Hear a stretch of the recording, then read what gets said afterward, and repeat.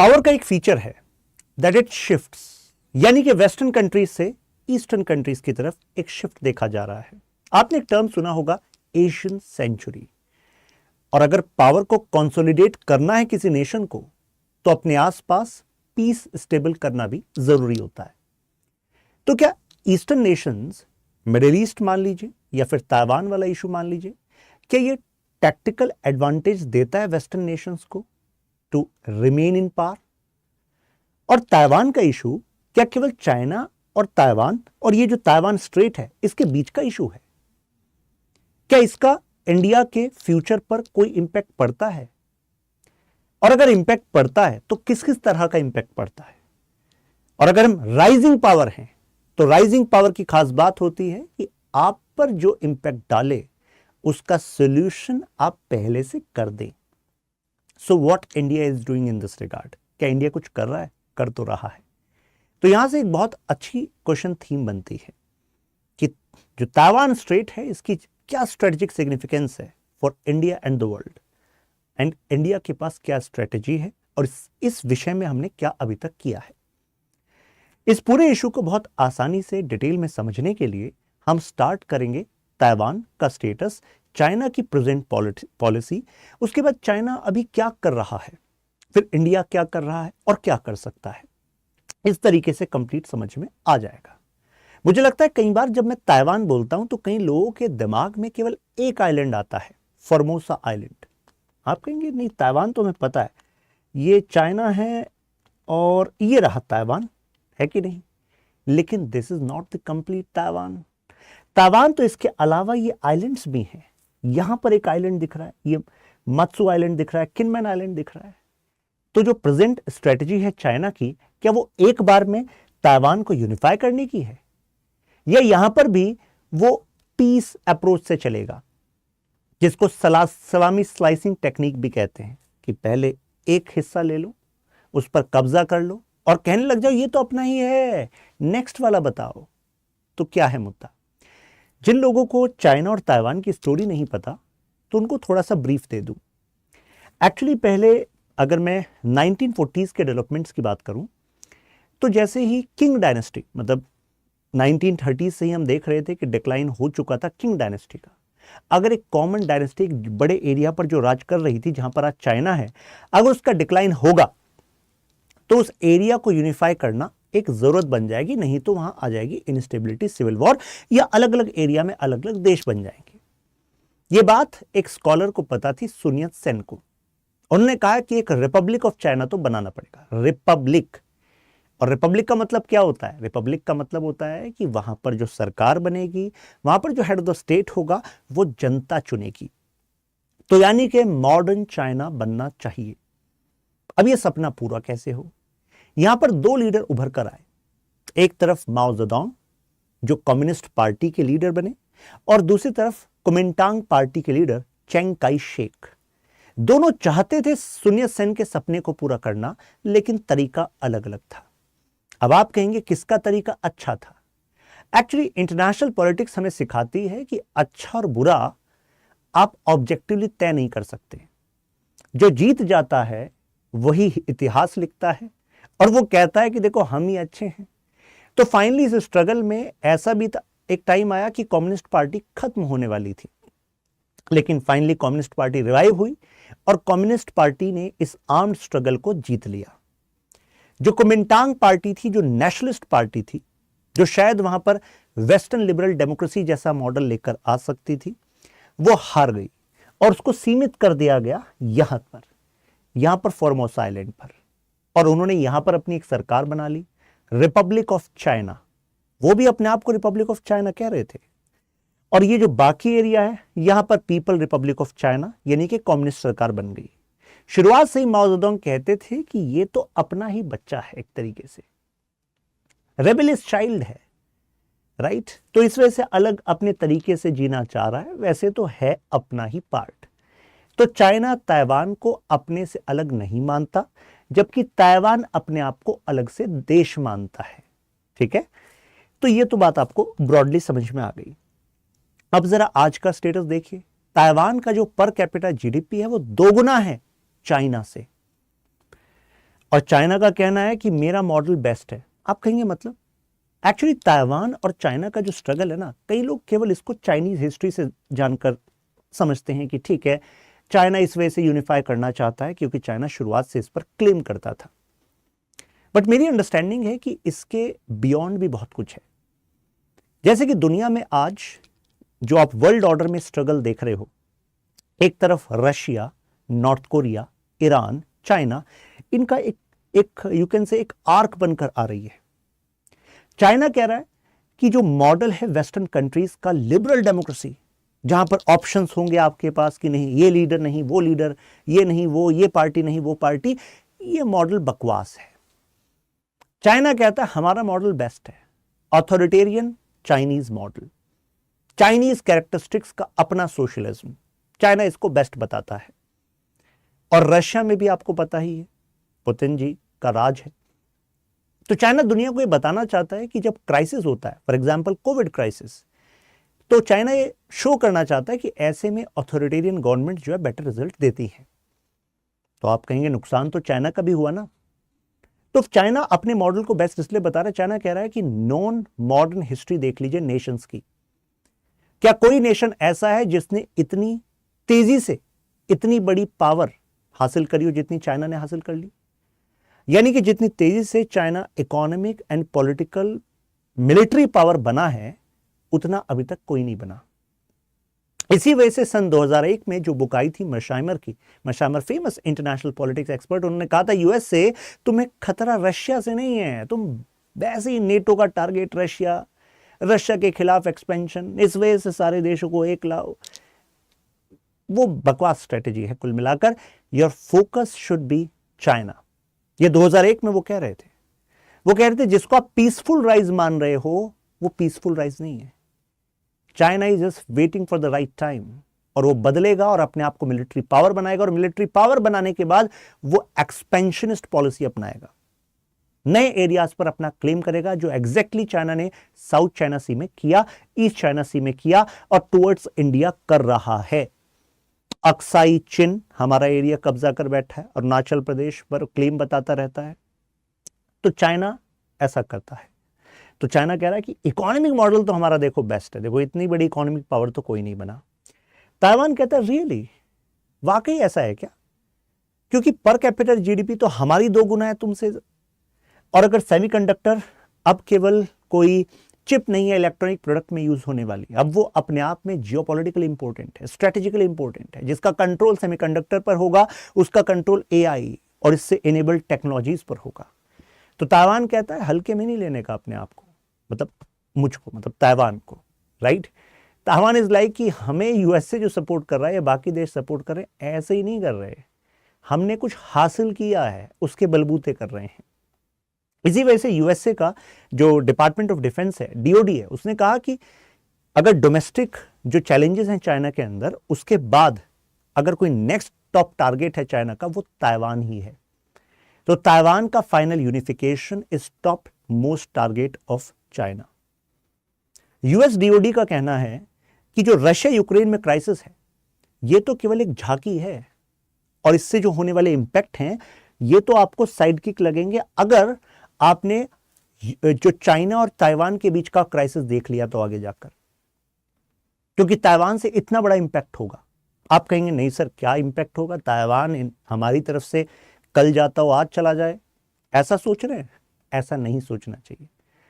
तो आप कहेंगे हाँ, मतलब वो सेमीकंडक्टर की बात तो इंपॉर्टेंट है सर, मतलब अगर 60% of the global supply of semiconductor is coming from one manufacturing unit, मतलब उनकी जो मैन्युफैक्चरिंग यूनिट्स हैं टीएसएमसी की, और 90% of the high tech chips are coming from Taiwan, तो यस स्ट्रेटेजिकल इंपॉर्टेंट तो है, जाना नहीं चाहिए। अरे इसके बियॉन्ड भी बहुत इंपॉर्टेंट है। अभी मैं ब्लूमबर्ग की रिपोर्ट आपको कोट करूंगा, आपको पता लगेगा कि अगर ताइवान पर कब्जा हो गया तो इंडिया के जीडीपी पर इंपैक्ट पड़ेगा, हमारे यहां पर एम्प्लॉयमेंट पर इशू होगा, हमारा जो यूथ अभी कॉलेजेस में पढ़ रहा है उसके लिए कौन सी अपॉर्चुनिटीज बनेंगी और कौन सी गायब हो जाएंगी, ये ताइवान के जियोपॉलिटिकल क्राइसिस से कनेक्टेड है। यूएसए की इकोनॉमी का क्या होगा, ग्लोबल इकोनॉमी में जो स्लो डाउन आएगा ताइवान से कनेक्टेड है। It is not just about semiconductor, it is about other things as well, it is about trade routes as well. Right, अभी हम उस पर बात करेंगे। 2027 का ये टारगेट यहां पर बता रहे हैं। अब एक इसमें अंदेशा है कि ये तो मेनलैंड हो गया ताइवान, लेकिन मात्सू और किनमेन, मतलब इनका जो डिस्टेंस है मेनलैंड चाइना से, मान लीजिए स्विमिंग डिस्टेंस है, मतलब तैर कर जा सकता है कोई, तो यानी कि सबसे बड़ा थ्रेट इनको है कि नहीं है? इनको है। और इससे पहले ऐसा हो चुका है, जब माओ जेडोंग थे तो उन्होंने इन दोनों आइलैंड्स पर शेलिंग करा दी थी। यहां पर लगभग, अगर मैं 3 आइलैंड्स की बात करूं, तो यहां पर तीनों को मिलाकर लगभग 1,40,000 की जनता रहती है। तो इंपॉर्टेंट है कि नहीं है ताइवान के साथ? तो ताइवान के लिए इंपॉर्टेंट है। तो इन तीनों आइलैंड का नाम जरा ध्यान रखिएगा, मात्सू, किनमेन और पिंगहू। और यूपीएससी ऐसा प्रीलिम्स में क्वेश्चन बना देती है, राइट। तो ध्यान रखिएगा, ताइवान स्ट्रेट की हम बात कर रहे हैं, ईस्टर्न चाइना सी की बात कर रहे हैं। अब ताइवान के पास क्या ऑप्शन है? अगर फुल स्केल वॉर हो जाता है तो ताइवान को हैवी मिलिट्री तो मतलब नुकसान होगा ही। ऐसा हो सकता है कि ताइवान को गिव अप करना पड़े क्लेम ऑन दीज आइलैंड, क्योंकि सबसे बड़ा खतरा इन आइलैंड्स पर है। चाइना इसके अलावा डिसइंफॉर्मेशन का इस्तेमाल कर रहा है, साइबर अटैक का इस्तेमाल कर रहा है, और अभी तो केवल डिसइंफॉर्मेशन का इस्तेमाल करता है जिससे कि ताइवान की जनता को बहका सके कि देखो तुम्हारे दुश्मन हम नहीं है, तुम्हारा असली दुश्मन यूएस है। एंड ताइवान पीपल लाइक, अरे यूएस कैसे है भाई?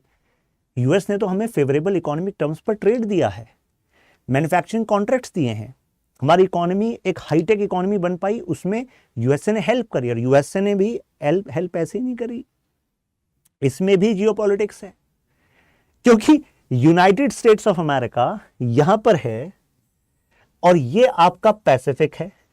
तो पैसिफिक में यहां पर ताइवान है और ये चाइना है।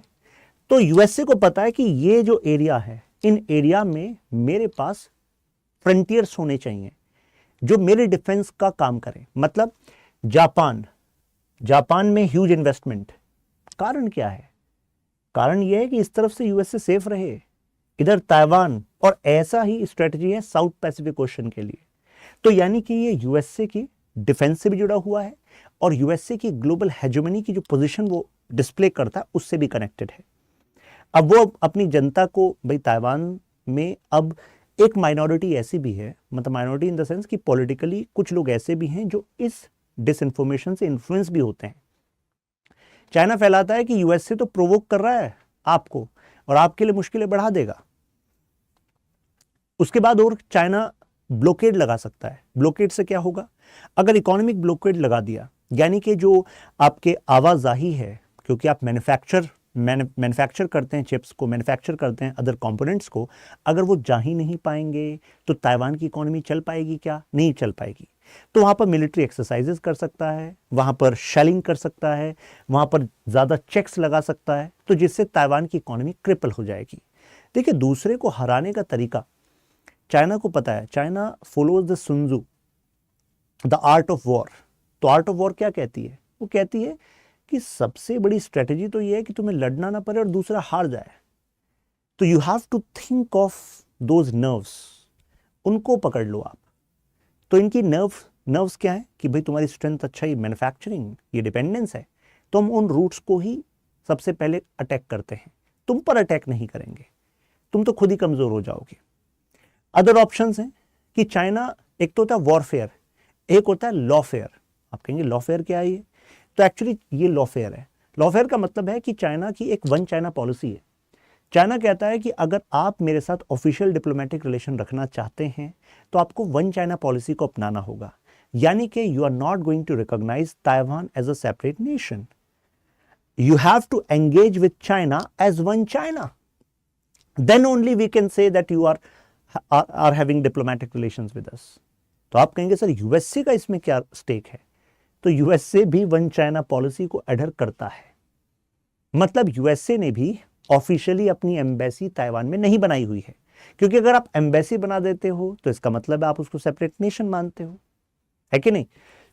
हालांकि ताइवान में उन्होंने अपने आउटरीच प्रोग्राम बनाए हुए हैं जो एम्बेसी का काम करते हैं, बट ऑफिशियली नहीं, क्योंकि वन चाइना पॉलिसी। तो आप देख रहे हैं चाइना की भी स्ट्रेटजी क्या है। मतलब क्योंकि यूएसए को जरूरत थी चाइना की चीप मैन्युफैक्चरिंग की 1980s, तो कंडीशन रखी है। डेंग जियाओपिंग ने कहा क्लियर कट, उस time Kissinger foreign policy shape कर रहे थे चाइना और यूएसए के रिलेशन में कैसे वो यूज होगी, तो क्लियर कट कहा कि हमारे बीच में बातचीत ही तब होगी जब आप वन चाइना पॉलिसी पर हाँ करेंगे। तो किसिंगर ने निक्सन एडमिनिस्ट्रेशन से पहले से बात की थी कि भाई ये तो मानना पड़ेगा, तो उन्होंने कहा ठीक है चलो भाई मान लेते हैं, तो मान लिया, तो इससे हो गया। अब इंडिया का क्या कहना है? तो इंडिया ने कितने सालों से वन चाइना पॉलिसी वर्ड किसी अपने इंडिया चाइना रिलेशन वाले डॉक्यूमेंट में मेंशन नहीं किया, लेकिन हाँ शुरुआत में हमारा रिलेशन वन चाइना पॉलिसी पर बेस था। हमने ऑफिशियली ताइवान को अलग से नेशन डिक्लेयर नहीं करा, लेकिन हमारी भी एम्बेसी जैसा ऑफिस टेक्निकल कल्चरल ऑफिस के नाम पर वो एम्बेसी वाला ही काम कर रहा है, और हमने ताइवान के साथ रिलेशंस को बढ़ाया। अभी मैं उस पर डिटेल में आऊंगा भी। तो बीजिंग जो है ये इंफॉर्मेशन वॉरफेयर का इस्तेमाल कर रहा है, जो मैंने आपको बताया, लोगों को बहकाने के लिए, पॉलिटिकल एलीट को अपने फेवर में करने के लिए, राइट। वो इकोनॉमिक स्टेटक्राफ्ट का इस्तेमाल कर रहा है। ताइवान को कह रहा है कब तक केवल एक ही सेक्टर पर डिपेंडेंट रहोगे, अगर डाइवर्सिफाई करना है तो चाइना इज द वे।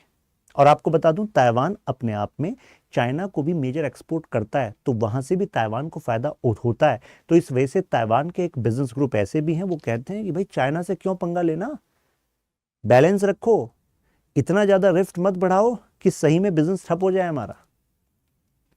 अब इंपॉर्टेंस क्या है भाई इंडिया के लिए? एक तो ट्रेड रिलेशंस हैं, न्यू अपॉर्चुनिटीज। अभी मैंने आपको बताया कि सेमीकंडक्टर अब जियोपॉलिटिकल स्ट्रेटजी वाला एक कंपोनेंट बन गया है।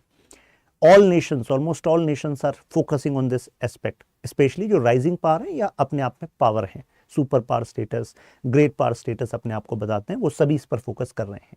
तो ऐसे में ताइवान की कई कंपनीज हमारे यहाँ पर मैन्युफैक्चरिंग बेस स्टैब्लिश कर रही हैं, हमें टेक्नोलॉजी शेयर कर रही हैं, हमारी कंपनी उनके साथ बेसिकली कोलैबोरेशंस कर रही हैं।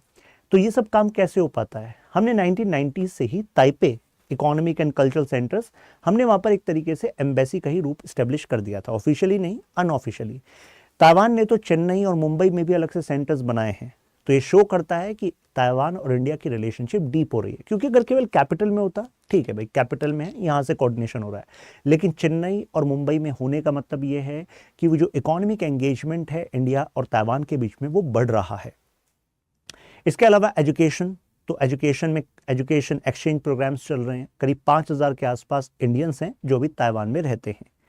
ये जो आप रेड वाले एरियाज देख रहे हैं ना, ये वो एरियाज हैं जहाँ पर चाइना ने मिलिट्री एक्सरसाइजेस के नाम पर लगातार अटैक करके दिखाए हैं।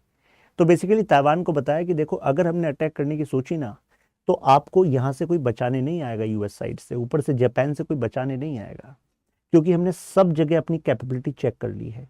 ये इंटरनल वाटर्स हैं, ये टेरिटोरियल वाटर्स हैं, ये ताइवान का स्ट्रेट का मीडियन लाइन है, लेकिन यहाँ पर भी लगातार चाइना अपनी एक्सरसाइज करता रहता है। ऐसे ही वो जो ताइवान का जो यू कैन से एयर जोन है, जिसमें आइडेंटिफिकेशन करना पड़ता है आपको, तो उसको भी वो आइडेंटिफिकेशन का इंफॉर्मेशन नहीं देता। वहाँ पर भी ये air defence identification zone ADIZ, तो उसके भी वायलेशन लगातार चाइना करता रहता है, तो to put pressure on Taiwan.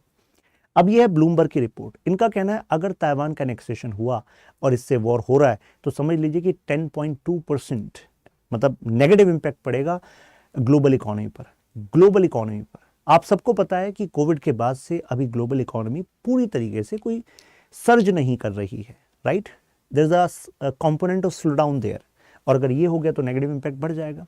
India की इकोनॉमी पर कहा कि 8 से 9% का इंपैक्ट पड़ सकता है, यूएसए पर 6 to 7% इंपैक्ट पड़ सकता है। अब 8 to 9% ग्रोथ रेट की बात नहीं चल रही, हम कह रहे हैं कि टोटल जो जीडीपी है उसका जो कंपोनेंट है उसमें 8 से 9% पर नेगेटिव इंपैक्ट पड़ सकता है। तो ऑब्वियसली कई सारे सेक्टर्स में जॉब्स और प्रोडक्शन सर्विसेज इन पे इम्पैक्ट पड़ सकता है, और ग्लोबल जीडीपी पर 5% की कॉस्ट हो सकती है ताइवान की वजह से, राइट। स्ट्रेटेजिक कॉन्सिक्वेंस होंगे। अब ये देखिए, ये साउथ चाइना सी वाला एरिया है, यहाँ पर आप ताइवान स्ट्रेट देख रहे हैं। अब आप कहेंगे सर इंडिया पर कैसे इम्पैक्ट? देखिए इंडिया के लिए अगर जापान, साउथ कोरिया इस एरिया के साथ अपना ट्रेड रखना है, जो कि हमारा ऑलरेडी एक लार्ज ट्रेड है, तो ऐसे में हम इस रूट का इस्तेमाल करते हैं। लेकिन अगर इस रूट में कन्फ्रंटेशन चलेगा, तो मुझे बताइए हमारा जो ट्रेड रूट है वो इम्पैक्ट होगा कि नहीं होगा नेगेटिवली? अरे नेगेटिवली इम्पैक्ट होगा, फिर कैसे हम ट्रेड कर पाएंगे? तो इसकी वजह से हम जो प्रोडक्शन लगाकर बैठे हैं, तो क्या उसका फायदा ले पाएंगे? जब खरीदारी नहीं हो पाएगी तो बनाकर करेंगे क्या भाई? तो नेगेटिव इंपैक्ट होगा कि नहीं होगा? तो ये ट्रेड रूट वाला एंगल भी इंपॉर्टेंट है। और अब आप जरा सोचिए कि चाइना की स्ट्रेटेजी जो है कितने सालों से कितना आगे तक का सोच रही है। जैसे इस रीजन को देखिए, तो इस रीजन में ये पैरासल दिख रहा है आपको, यहां पर आपको स्पार्टले आइलैंड दिख रहा है। अगर मैं 1945 एंड 50s की बात करूं तो उस टाइम पर चाइना का कोई ऑफिशियल क्लेम नहीं सुनने में आता था ऑन पैरासल एंड स्पार्टले, लेकिन ग्रेजुअली हमने देखा, क्योंकि ये जो रीजन है इस वाले रीजन में एक समय पर फ्रेंच प्रेजेंस थी, यहां पर फिलीपींस वाले रीजन में यूएसए की प्रेजेंस थी।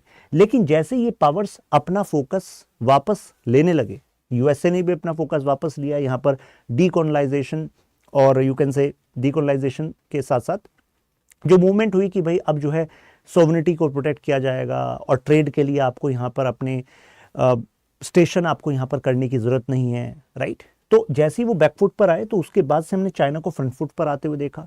तभी आप 1960s और 1980s, स्पेसिफिकली 1989 का चाइना की पॉलिसी डॉक्यूमेंट्स को देखिए कि कैसे वो अपने क्लेम को लगातार बढ़ाते गए हैं। तो अपने क्लेम को किस लिए बढ़ा रहे हैं? It is not just about resources तो हैं, यहाँ पर नेचुरल गैस रिसोर्सेज हैं, चाइना को फायदा होगा, यहाँ पर आर्टिफिशियल आइलैंड्स भी चाइना बना रहा है। मुद्दा ये है, उसको पता है कि ये सेंचुरी एशियन सेंचुरी है, यानी कि जो ग्रोथ रेट पोटेंशियल है वो इन देशों का वेस्टर्न यूरोपियन नेशन से ज्यादा है। तो वेस्टर्न यूरोपियन नेशंस को अगर अपनी अमीरी और अमीरी की दर को बरकरार रखना है तो इन मार्केट्स में अपने प्रोडक्ट्स और सर्विसेज को बेचना होगा। इन देशों को उनकी मार्केट, उनकी कंपनियों का डिपेंडेंट बनाकर रखना होगा, लेकिन उसके लिए तो ट्रेड रूट भी तो चाहिए।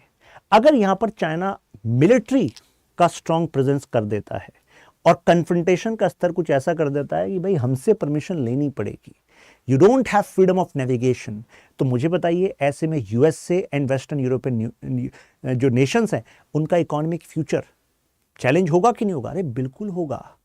तो मुद्दा केवल कुछ आइलैंड का नहीं है, it is a very deep and long strategy behind it, right. और इसी वजह से आप देखते हैं कि USA and western European nations क्या कहते हैं?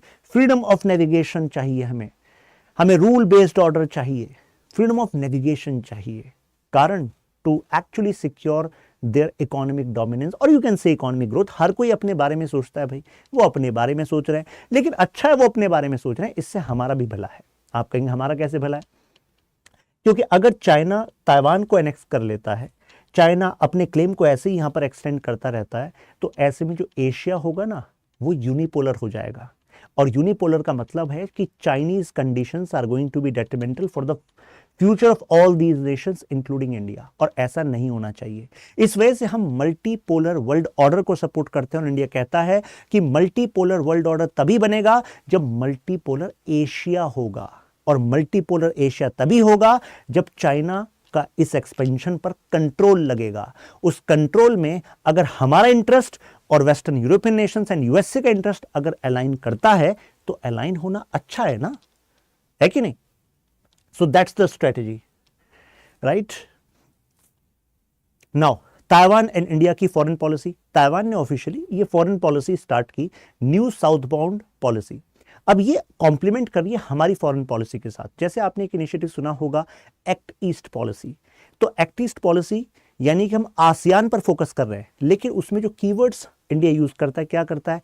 कनेक्टिविटी डिप्लोमेसी, टारगेटिंग फार ईस्ट। फार ईस्ट का मतलब है ताइवान भी और जापान भी।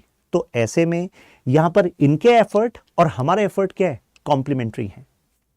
ताइवान खुद चाहता है आसियान, साउथ एशिया, ओशियानिया, इन सभी एरिया से एंगेजमेंट बढ़ाएगा तो उसका दर्जा बढ़ेगा। उसका जो नेशन, अभी उसको यूनाइटेड नेशन में नेशन का दर्जा नहीं है, उसको वो दर्जा मिलना आसान होगा। इंडो पैसिफिक, तो इंडिया का जो इंडो पैसिफिक का आइडिया उसमें सपोर्ट कौन कर रहा है? यूएसए। क्वाड के बारे में तो आपने सुना ही होगा, ऑस्ट्रेलिया, जापान, यूएसए, इंडिया। तो वो जो एफर्ट है हमारा, वो एफर्ट एक्चुअली अ कंटेनमेंट स्ट्रेटेजी भी है चाइना के लिए, लेकिन इंडिया ऑफिशियली ऐसा नहीं कहता, क्योंकि चाइना पड़ोसी है और पड़ोसी के साथ टेबल पर नेगोशिएशन करने का स्कोप बना रहे, इस वजह से हम ऑफिशियली ऐसा नहीं कहते, जबकि यूएसए ऑफिशियली ऐसा कहता है और चाहता है कि इंडिया भी ऐसा कहे। लेकिन इंडिया का कहना है कि देखो इंडो पैसिफिक रीजन, ये यानी कि Indian ocean and Pacific ocean, यहां पर रूल बेस्ड ऑर्डर रहे, कोई अपनी ना चलाए, वायलेंस का यहां इस्तेमाल ना हो, ये इंडिया यहां पर सपोर्ट करता है। इसके लिए डीप कनेक्टिविटी हम कर रहे हैं। तो ताइवान और जो हम चाहते हैं वो एक दूसरे के लिए कॉम्प्लीमेंट्री यहां पर साबित हो रहा है। ये क्वाड का मैंने आपको एग्जांपल यहां पर दे दिया। अब India one of the most vocal power है with regard to this South China Sea issue. आपने सुना भी होगा वियतनाम और फिलीपींस के साथ इंडिया पार्टनर कर रहा है। वियतनाम को तो हमने $50 मिलियन की क्रेडिट लाइन दे दी, मतलब कि डिफेंस के लिए हमने कहा हम आपको उधार देते हैं। फिलीपींस, आपने सुना होगा ब्रह्मोस के बारे में, ब्रह्मोस की सेल। तो क्यों दे रहे हैं? चाइना के खिलाफ काउंटर फोर्स डेवलप करनी जरूरी है, इन नेशंस को मजबूत करना जरूरी है, इस वजह से ऐसा कर रहे हैं, राइट। अब जैसे जिस एरिया को चाइना कहता है मेरा है, साउथ चाइना सी में, मैं आपको दिखा देता हूं। जैसे यहां पर ये वियतनाम है, तो यहां पर हमने, हमारी कंपनी है ONGC विदेश लिमिटेड, तो OVL ऑलरेडी यहां पर एक्सप्लोरेशन के राइट्स ले रखी है। किससे लिए हैं? वियतनाम से लिए हैं। तो चाइना इज लाइक अरे ये एरिया तो मेरा है, वियतनाम के साथ तो मेरा कॉन्फ्लिक्ट है। अगर वियतनाम के साथ मेरा कॉन्फ्लिक्ट है, चाइना कह रहा है, और इंडिया आप यहां पर आपकी कंपनी को भेजते हो और कॉन्ट्रैक्ट लेते हो वियतनाम से, तो इसका मतलब है कि आपने मान लिया है कि ये एरिया वियतनाम का है। ये तो गलत है। जब ये कॉन्फ्लिक्ट है, डिस्प्यूटेड है, तो आप कैसे केवल वियतनाम से परमिशन ले सकते हैं, हमारे पास आते। तो इंडिया कहता है कि यार मुझे ना वो सीपेक कुछ याद आ रहा है, China Pakistan economic corridor, India का एरिया है, पाक ऑक्यूपाइड कश्मीर, हमारे तो मैप में है पाक ऑक्यूपाइड कश्मीर, और इंटरनेशनल लेवल पर कितनी बार उठा चुके हैं इस मुद्दे को भी। उस एरिया से कोई एक देश है जो अपनी रोड और अपना इकोनॉमिक नेटवर्क बिल्ड कर रहा है, इंडिया वाले एरिया से, पाक ऑक्यूपाइड कश्मीर से जो पाकिस्तान ने ऑक्यूपाई किया है, और उसको ग्वादार तक लेकर जा रहा है जो पाकिस्तान में है, और हमसे पूछता भी नहीं है। तो कुछ कनेक्शन बन रहा है क्या? क्रोनोलॉजी कुछ मैच हो रही है क्या? तो आई थिंक ये बात आपको समझ में आ गई होगी। तो साउथ चाइना सी डिस्प्यूट को इस वजह से हमारे लिए उठाना जरूरी है। नाउ इंडिया क्या कर सकता है अभी ताइवान के लिए? तो ताइवान को ऑफिशियली ट्रेड पार्टनर का दर्जा देना, फ्री ट्रेड एग्रीमेंट के लिए हमारा ऑलरेडी डिस्कशन चल रहा है, उसको कंक्लूड करना, जिससे कि ताइवान और इंडिया की जो इकोनॉमी है वो अपना बेस्ट पोटेंशियल अचीव कर सके, और पीपल टू पीपल जो कॉन्टैक्ट है उसको बढ़ाना। TSMC एक major you can say company है, बेसिकली समझ लीजिए कि ताइवान की सबसे बड़ी मैन्युफैक्चरिंग कंपनी है सेमीकंडक्टर्स की, राइट। कहा जाता है कि ग्लोबल मैन्युफैक्चरिंग कॉन्ट्रैक्ट का 60% जो है वो TSMC से है, and TSMC establishing factories in India in partnership with this United micro electronics corporation is a big thing for us, right. मैंने बताया 5000 के आसपास भारतीय मूल के लोग भी वहाँ पर मौजूद हैं, तो ऐसे पीपल टू पीपल इंटरेक्शन बढ़ता है और वहाँ पर हमारे लोग भी मजबूत होते हैं। तो ऐसे में वहाँ की फॉरेन पॉलिसी या वहाँ की इकोनॉमिक पॉलिसी प्रो इंडिया करने में भी मदद मिलती है। तो क्या चाइना को सही में पीछे किया जा सकता है, पुश किया जा सकता है? तो देखिए, एक तो ये एग्जाम्पल चाइना के नज़रों में है कि भाई रशिया ने भी सोचा था कि यूक्रेन तो शाम तक अंडर हो जाएगा, लेकिन देखिए प्रोट्रैक्टेड वॉर हो गया है, कितना पैसा कितने लोग रशिया के भी गए हैं।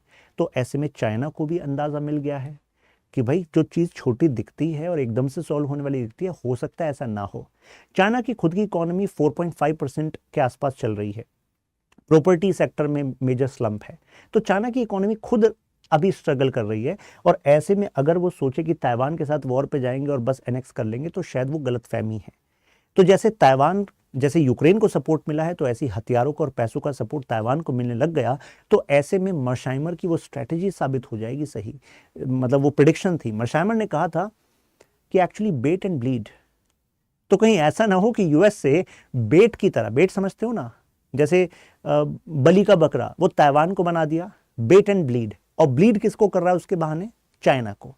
इस बेट को मजबूत करो और दोनों को स्ट्रगल करने दो, और अल्टीमेटली इस वजह से अपने दुश्मन के साथ बिना डायरेक्ट कन्फ्रंटेशन में आए उसको वीक कर दो, राइट। तो ऐसे में फिर वेट एंड वॉच किया जाता है, दोनों को तबाही होने दिया जाता है और इससे अपना फायदा किया जाता है। तो ये भी एक स्ट्रेटेजी है। लेकिन मुद्दा ये है कि अगर ऐसा हुआ तो ग्लोबल इकोनॉमी को भी नुकसान होगा, यूएस की इकोनॉमी को भी नुकसान होगा। लेकिन यूएसए ने जो यूनिलेटरल सैंक्शंस रशिया पर लगाए after this Russia Ukraine crisis, तो ये भी शो कर दिया कि देखो यूरोपियन यूनियन और हम खुद अपनी इकोनॉमी का नुकसान उठाने के लिए तैयार हैं फॉर लार्जर स्ट्रेटेजिक बेनिफिट्स। तो ये सिग्नल जो है ये चाइना को भी मिल चुका है कि नहीं। अब इंडिया क्या क्या कर सकता है? एक तो इंटरनेशनल लॉ एडवोकेसी, यानी कि हम कहें कि भाई ताइवान इतने समय से नेशन के स्टेटस की मांग कर रहा है, तो we should also build support to actually give considerations towards Taiwan कि उसको नेशन का स्टेटस मिले, वो भी अंतर्राष्ट्रीय कानून के हिसाब से अपनी टेरिटोरियल इंटीग्रिटी को सिक्योर कर सके। पंडित नेहरू जी ने भी एक बात कही थी कि ताइवान स्ट्रेट का जो मामला है, यानी कि चाइना और ताइवान के बीच में जो स्ट्रगल है, इसको ये मत समझिएगा कि एक रीजनल इशू है, ये एक्चुअली ग्लोबल ये प्रॉब्लम है, वर्ल्ड प्रॉब्लम बनेगी ये इशू, राइट। तो इस वजह से हम यूनाइटेड नेशन सिक्योरिटी काउंसिल में इस मुद्दे को उठा सकते हैं कि क्यों भाई ये मुद्दा दुनिया की शांति के लिए मतलब इंपॉर्टेंट है। डॉक्टर एस जयशंकर, इनका भी कहना है कि भाई हिस्टोरिकल प्रेसिडेंट्स ये शो करते हैं कि ताइवान का जो मुद्दा है वो ग्लोबल प्रॉब्लम तो है ही, और हम इस पर जो अपना स्टैंड रखते हैं वो केवल नेशनल इंटरेस्ट की वजह से नहीं रखते, वो ग्लोबल इंटरेस्ट की वजह से रखते हैं। प्लस हमें नैरेटिव्स को फाइट करना पड़ेगा, यानी कि इंटरनेशनल लेवल पर हमें मल्टीपल नेशंस के साथ कोहेरेंट वे में डिप्लोमेटिक मैसेजेस देने पड़ेंगे कि ताइवान की सॉवरेनिटी या ताइवान की जो इंटीग्रिटी है वो सिक्योर होनी ज़रूरी है। हम डिप्लोमेटिक मैसेजेस दें कि एक नैरेटिव बिल्ड हो कि इस इंडो पैसिफिक एरिया में किसी भी तरह का एक्सपेंशन वायलेंस जस्टिफाइड नहीं होगा, क्योंकि इंडो पैसिफिक से जुड़ी हुई है वर्ल्ड की इकोनॉमिक प्रोग्रेस, और इकोनॉमिक वेलबींग से जुड़ी हुई है पॉलिटिकल स्टेबिलिटी ऑफ नेशंस। ये बात समझ में आती है कि नहीं आती आपको? अरे भाई साहब, अगर लोगों के पास जॉब्स नहीं होंगी, अलग अलग देशों में इकोनॉमिक क्राइसिस आएगा, क्योंकि आज दुनिया की इकोनॉमी कनेक्टेड है इन एशियन इकोनॉमीज से। तो अगर उन सेक्टर्स में क्राइसिस आएगा तो वो अपनी सरकारों के खिलाफ भी होंगे कि नहीं होंगे, लोग वो सड़कों पर आएंगे, तो लॉ एंड ऑर्डर का इशू भी होगा कि नहीं होगा। इंडिया अपने आप में ग्लोबल साउथ की वॉइस बनकर उभर रहा है, हमें इन प्लेटफॉर्म्स का भी इस्तेमाल करना चाहिए, जैसे कि G20। हम स्ट्रेटेजिक मतलब हमने G20 का ये तो इस्तेमाल किया, हमने कहा कि this is not the time of war, this is the time of dialogue and peace. China जो अपने टेरिटोरियल क्लेम्स को एक्सपेंड कर रहा है उसका हमने भी खामियाजा भुगता है, राइट। तो मतलब ताइवान का इशू जो है हम अपने स्ट्रेटेजिक सिग्निफिकेंस से भी देखें, प्लस ग्लोबल साउथ के नेशंस को बताएं कि अगर ताइवान वाले रीजन में अगर चाइना ने किया कोई भी एक्सपेंशन या कोई भी वायलेंस किया तो उसका नुकसान आप सबकी इकोनॉमी को वेस्टर्न नेशन से ज़्यादा होगा। क्योंकि रशिया यूक्रेन क्राइसिस हुआ तो आपने सुना होगा कि कितने सारे अफ्रीकन नेशंस में फूड क्राइसिस हो गया था, इजिप्ट में फूड क्राइसिस हो गए थे। तो इनको बताना होगा कि आप सबका ज़्यादा नुकसान है, तो आप सब चाइना के साथ रिलेशन जब रखते हैं तो वहाँ पर प्रेशर क्रिएट कीजिए, है कि नहीं।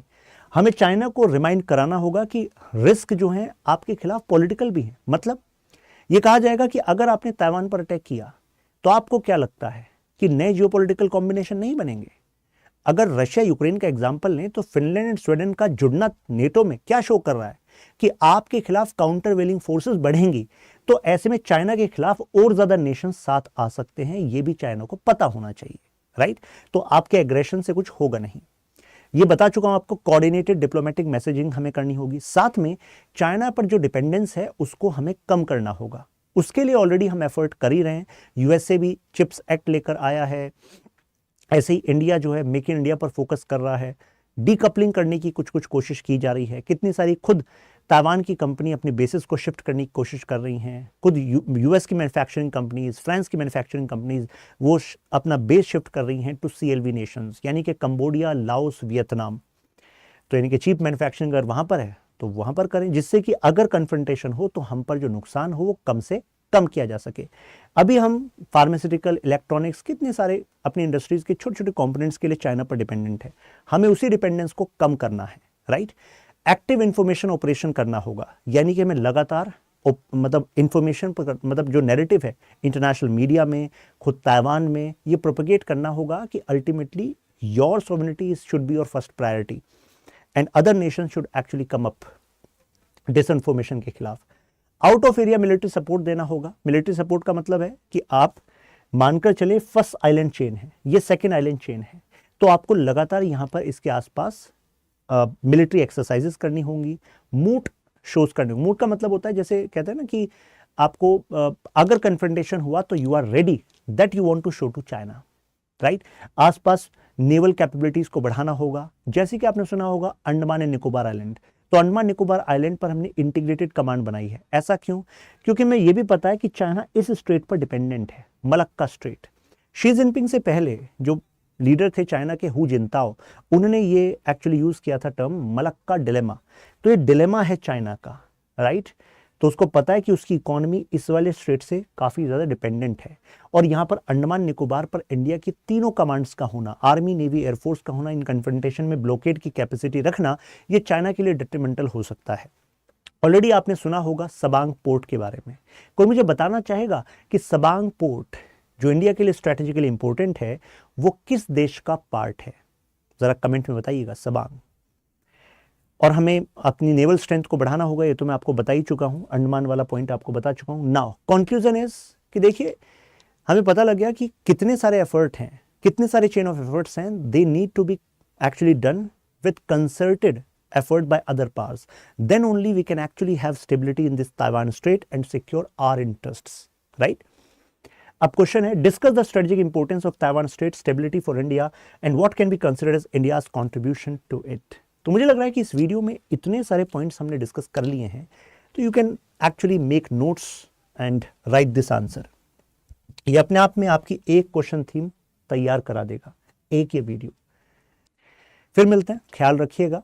आप अपने कमेंट्स वीडियो में शेयर कर सकते हैं, इस वीडियो को भी आप शेयर कर सकते हैं अपने फ्रेंड्स के साथ, इंपॉर्टेंट टॉपिक है।